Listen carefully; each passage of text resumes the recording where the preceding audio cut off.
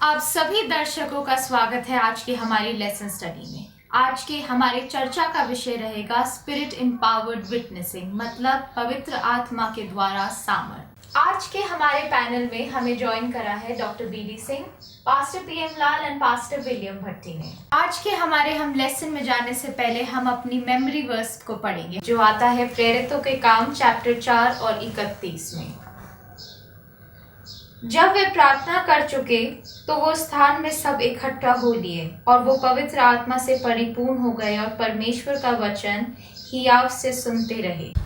Thank you Nitika, आपने याद वचन पढ़ा आज का। पादरी साहब, मैं चाहूँगा आप अगर बता सकें कि क्या पवित्र आत्मा ज़रूरी है हमारे विटनेसिंग के लिए, हमारे गवाही देने के लिए? क्या पवित्र आत्मा का शक्तिकरण जरूरी है? सर, आपने बहुत अच्छा सवाल पूछा है कि पवित्र आत्मा की सामर्थ की हमें क्यों ज़रूरत है गवाही देने में। तो हम देखते हैं पवित्र शास्त्र में, शायद प्रभु यीशु मसीह भी इस चीज़ को बहुत अच्छी तरह जानते थे कि चेलों को जो है वो पवित्र आत्मा की सामर्थ की बहुत ज़रूरत पड़ेगी, और इसलिए प्रभु यीशु मसीह ने चेलों से प्रॉमिस किया था और उनसे कहा था कि जब तक तुम्हारे ऊपर पवित्र आत्मा ना उतरे, जब तक तुम्हें उसकी सामर्थ ना मिले, तुम यरूशलेम में ठहरे रहना। ये हमारे पास जो है वो आता है प्रेरितों के काम पहला अध्याय उसके 4 और 5 आयत में, और यहाँ लिखता है, और उन्हें मिलकर उसने आज्ञा दी, यरूशलेम को ना छोड़ो, परंतु पिता की उस प्रतिज्ञा के पूरा होने की बाट जोहते रहो जिसकी चर्चा तुम मुझसे सुन चुके हो, क्योंकि यूहन्ना ने तो पानी में बपतिस्मा दिया है, परंतु थोड़े दिनों के बाद तुम पवित्र आत्मा से बपतिस्मा पाओगे। तो पवित्र आत्मा की सामर्थ का जो है यहाँ पर जो है वो परमेश्वर जो है वो वर्णन करता है। और हम देखते हैं कि जब उसके बाद पेंतिकोस्त के दिन जब परमेश्वर की पवित्र आत्मा जब उनके ऊपर उतरती है, तो तब उनके जीवन से बहुत बड़े बड़े अचंभे के काम प्रकट होते हैं, आश्चर्यक्रम होते हैं, और दुनिया देखकर जो है उसमें हैरान रह जाती है। मतलब प्रभु ये जानते थे, प्रभु यीशु मसीह ये जानते थे कि मनुष्य अपनी खुद की ताकत से, खुद की सामर्थ से कुछ नहीं कर सकता। सही बात। और इसमें थोड़ा सा पादरी साहब मैं ऐड करना मांगूंगा। बिल्कुल सर। फिर वहीं पर सवाल आता है कि लड़ाई कॉस्मिक है।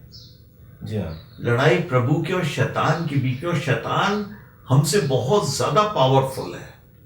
हम तो उतनी ताकत रखते नहीं है। उतनी ताकत के लिए हमें और ताकत की जरूरत है, और उसके लिए प्रभु ने हमें पवित्र आत्मा की सामर्थ्य दी है। सामर्थ्य दी। उसने हमें अपनी सामर्थ्य दी कि तुम मेरी सामर्थ्य से ये लड़ाई लड़ सकोगे। अपनी सामर्थ्य से हम उस लड़ाई को नहीं लड़ सकते।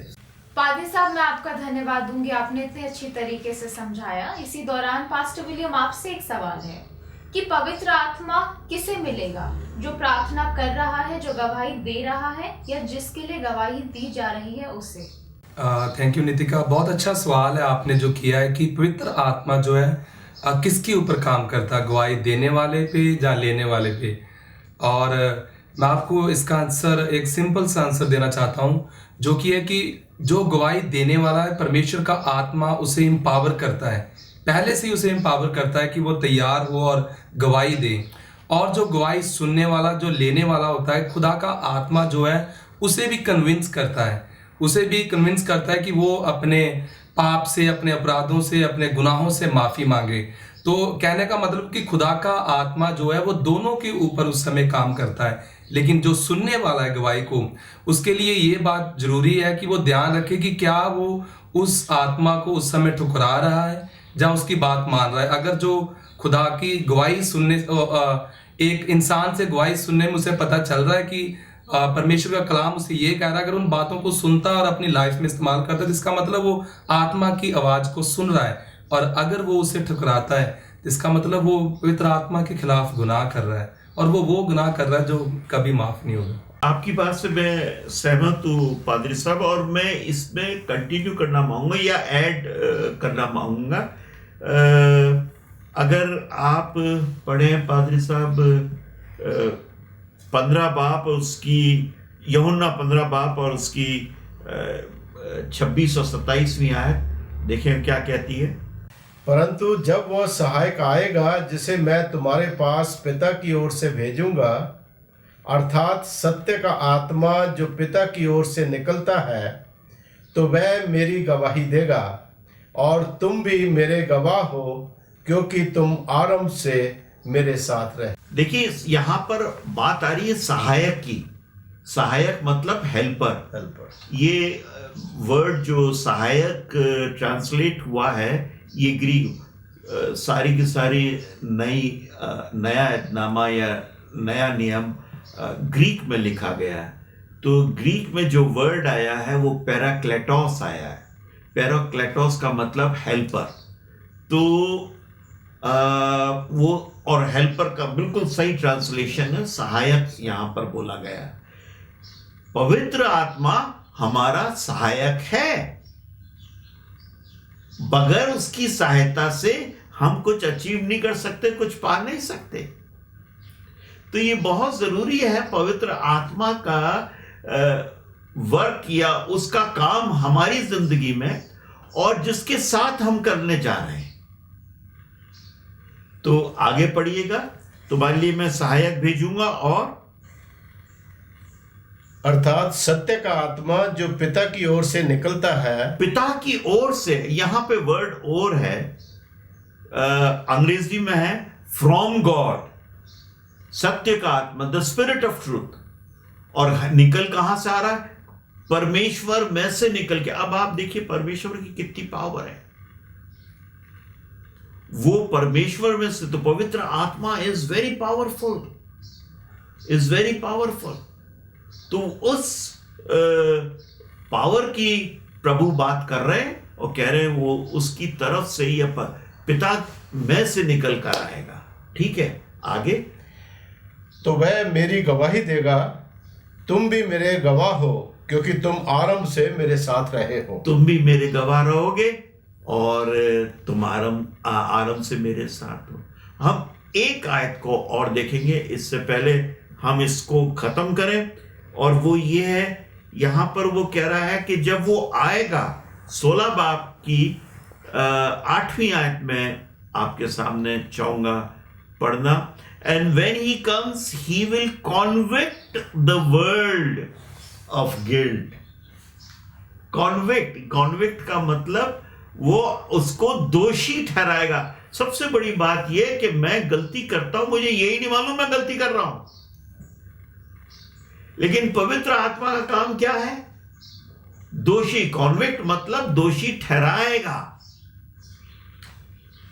ही विल कॉन्विक्ट द वर्ल्ड। वो मुझे दोषी ठहराएगा, सबको दोषी ठहराएगा, ताकि हम क्या कर सके? पश्चाताप कर सके।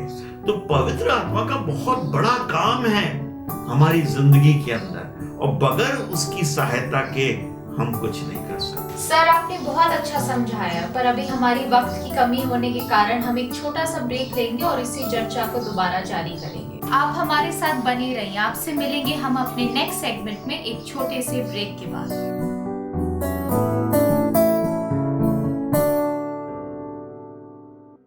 दर्शकगण, आपका दोबारा स्वागत है। आइए चलते हैं हम अपने दूसरे चरण में। पादी साहब, मेरा सवाल आपसे है कि आरंभिक कलीसिया में पवित्र आत्मा का क्या रोल था? थैंक यू, बहुत अच्छा सवाल आपने पूछा। इसमें हम देखते हैं, जब प्रकाशित वाक्य प्रेरितों के काम की पुस्तक में जब हम देखते हैं, तो एक्चुअल में प्रेरितों के काम की पुस्तक में ज़्यादातर जो दिखाए गए हैं वो पवित्र आत्मा के कामों का ही वर्णन किया गया है, कि पवित्र आत्मा ने कितनी सामर्थ्य के साथ अपने शिष्यों को, प्रभु यीशु मसीह को इस्तेमाल किया और उन्होंने काम किया। इसलिए जो है वचन में प्रेरितों के काम उसकी 2 बाब 41 आयत में लिखता है, कहता है कि पहले ही दिन जब उन्होंने संदेश दिया तो लगभग 3000 के लगभग लोग एक दिन में जो है वो प्रभु यीशु मसीह के पास आ गए, उन्होंने उसको ग्रहण किया। और उसके बाद जो है वो हम आगे देखते हैं, प्रेरितों के काम 4 बाब उसकी 4 आयत में देखते हैं, वहाँ पर जो है वो इतने जल्दी से वो मल्टीप्लाई होने लगे, पवित्र आत्मा की सामर्थ्य इतनी जबरदस्त काम कर रही थी उनके बीच में कि 5000 के लगभग वो लोग हो गए। तो इसी तरीके से आगे भी बहुत से जगहों पे बताया कि उनके डे बाय डे वो जो है वो मल्टीप्लाई होते चले जाते थे और प्रतिदिन उनके अंदर जो है वो लोग शामिल होते चले जा रहे थे। तो इससे हमें पता चलता है कि वहाँ पर पवित्र आत्मा की सामर्थ्य ने बहुत ही अद्भुत तरीके से आपने लोगों को इस्तेमाल किया और उनके द्वारा लोगों को कन्विट करके उनको मसीह के पास लेकर आए। पादरी साहब, मैं यहाँ पर आपके साथ कुछ ऐड करना चाहता हूँ, जो कि प्रेरितों के काम उसका 6:7 में यूँ लिखा है, परमेश्वर का वचन फैलता गया और यरूशलेम में चेलों की गिनती बहुत बढ़ती गई और याजकों का एक बड़ा समाज इस मत को मानने वाला हो गया। इसके इस आयत के आखिरी हिस्से में लिखा है कि याजकों का एक बड़ा समाज, ये वही याजक लोग हैं जो यीशु मसीह के खिलाफ थे, जिनका यीशु मसीह को पकड़वाने में, क्रूज पे चढ़ाने का एक बहुत बड़ा इनका रोल था, इनका हाथ था। और यहाँ पर हम पाते हैं कि यही याजक लोग जो है, बहुत से लोग जो है, इन्होंने यीशु मसीह को अपना उद्धारकर्ता माना और यीशु मसीह के पीछे लगे। और ये सब जो इन्होंने माना है, ये सब पवित्र आत्मा ने ही इन्हें गाइड किया और खुदा के आत्मा के साथ ही ये इस तरफ आए और यीशु मसीह को अपना उद्धारकर्ता माना। सर, मेरा एक सवाल और है आपसे कि क्या पवित्र आत्मा डायरेक्ट सेवकाई, डायरेक्ट मिनिस्ट्री भी करता है?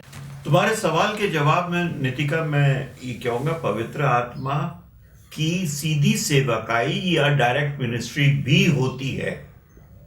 ही होती भी नहीं कहूँगा, लेकिन भी होती है। अब इसको हम प्रूव करेंगे पवित्र शास्त्र से। तो मैं चाहूँगा पादरी साहब, अगर आप पढ़े पास्टर भट्टी एक्ट्स 7 बाप और उसकी 55 आयत। यहाँ पर लिखा, परंतु उसने पवित्र आत्मा से परिपूर्ण होकर स्वर्ग की ओर देखा और परमेश्वर की महिमा को और यीशु को परमेश्वर के दाहिने ओर खड़ा हुआ देखकर। अब ये किसके लिए कहा जा रहा है? ये स्टीफनुस की बात हो रही है, स्टीफन की। जब पॉल ने एडमिनिस्टर किया था, पॉल घोड़े के ऊपर बैठा हुआ था। पॉल पहले साउल था, तो मैं साउल बोलूंगा, पॉल वो बाद में हुआ। साउल घोड़े पर बैठा हुआ था, लोगों ने अपने कोट उतार के उसके घोड़े के टांगों के सामने रख दिए और स्टीफनुस को पत्थरों से मारने लगे और उसको इतना मारा कि वो मर गया। तो उस समय की ये बात है, किस्सा है कि वो आत्मा से परिपूर्ण हो गया और उसने कहा, तो आत्मा ने हमेशा डायरेक्ट मिनिस्ट्री भी करी। जैसे मैं चाहूंगा कि आप प्रेरितों के काम 16 बाप और उसकी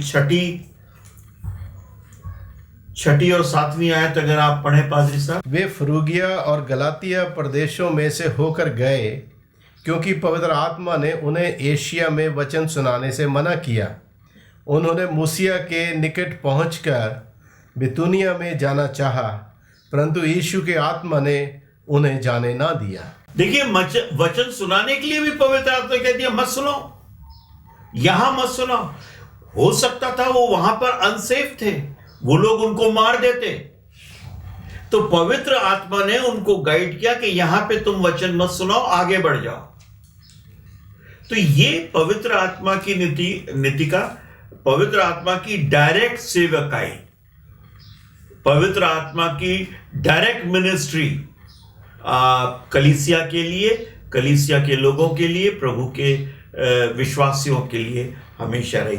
एक आयत और मैं चाहूंगा अगर आप पढ़े पादरी साहब, एक्ट्स 8 बाप, यही प्रेरितों का काम उसके 8 बाप और 20वीं आयत। यहाँ पे भी आत्मा ने उनसे कहा, क्या कहा? यहाँ लिखा, पतरस ने उससे कहा, तेरे रुपए तेरे साथ नष्ट हो, हाँ, क्योंकि तूने परमेश्वर का दान रुपयों से मूल लेने का विचार किया। अब देखिए, यहां पर शिमोन नाम का एक व्यक्ति था जो कि जादू टोना करता था और बहुत रुपए कमाता था। तो जब उन्होंने पतरस को देखा कि ये इतने बड़े बड़े अचंबे कर रहा है, तो पैसा लेके पतरस के पास गया कि ये पैसा ले ले और ये जो तोड़ा है, ये जो पवित्र आत्मा का है वरदान, ये मुझको दे दे।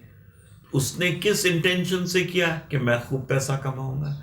तब पतरस ने उसको कर्ज किया, उसको श्रापित किया और बोला कि तू पैसों से पवित्र आत्मा खरीदेगा। देखिए, पवित्र आत्मा का हमेशा डायरेक्ट रोल रहा है।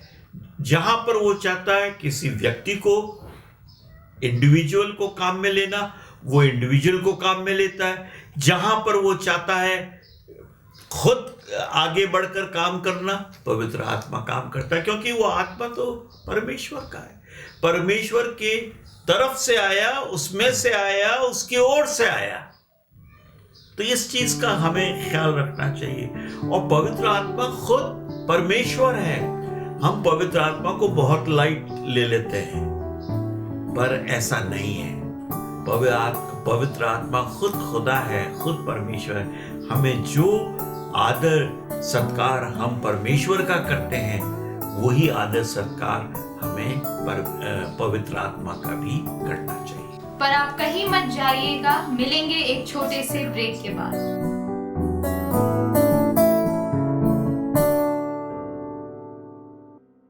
वेलकम बैक, आप सभी का दोबारा स्वागत है।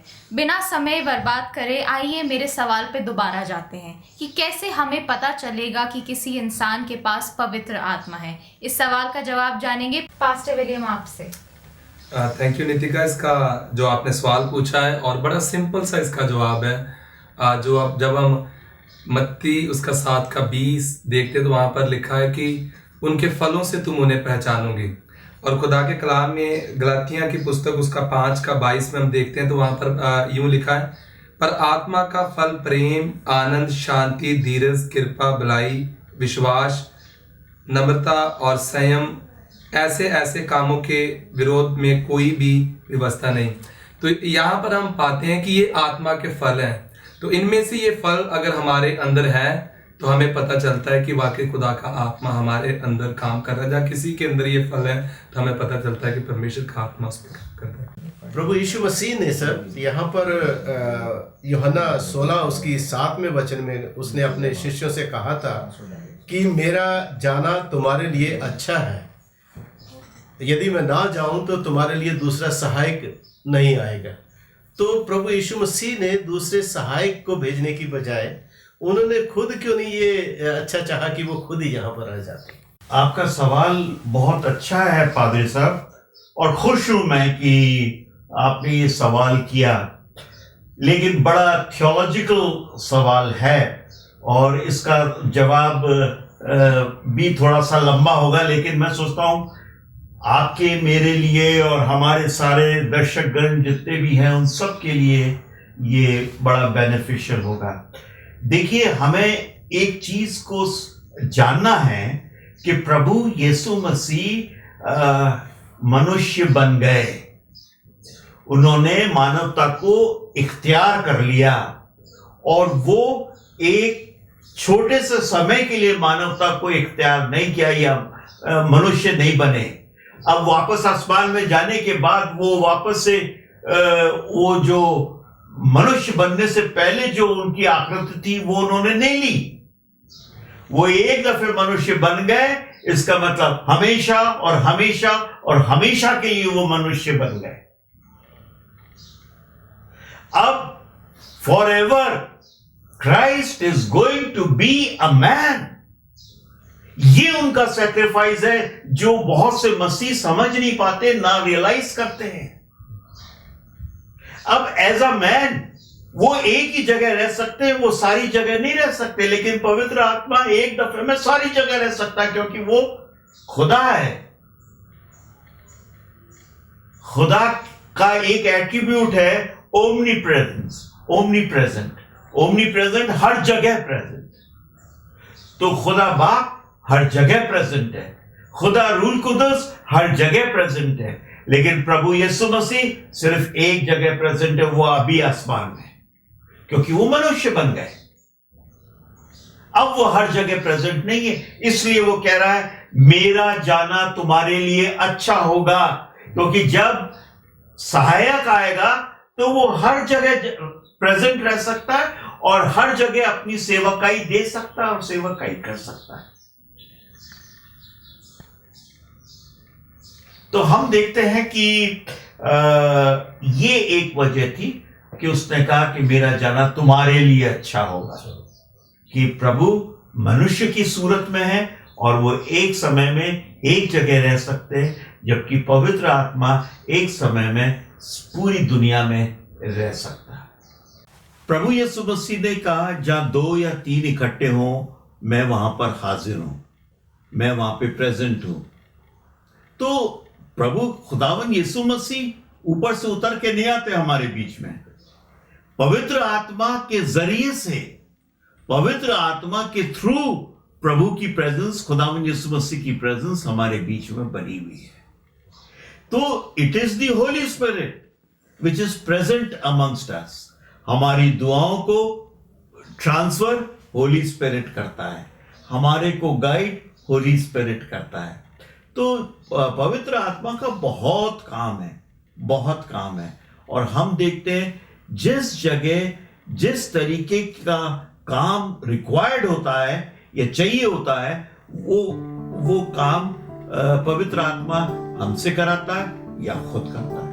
हम अपने सारे पैनल मेंबर का शुक्रिया अदा करेंगे, आपने इतना अच्छा डिस्कशन दिया, और हम अपने दर्शकों का भी शुक्रिया अदा करेंगे कि आप हमारे साथ जुड़े रहे। हम उम्मीद करते हैं कि आपके कई सवालों का जवाब आपको मिला होगा कि कैसे पवित्र आत्मा अपनी डायरेक्ट मिनिस्ट्री करता है। और आइए हम दुआ करें कि हमारी गवाही में पवित्र आत्मा सामर्थ्य दे। हम आपसे मिलेंगे अगले एपिसोड में, आप बने रहिएगा। मिलते हैं नेक्स्ट एपिसोड में।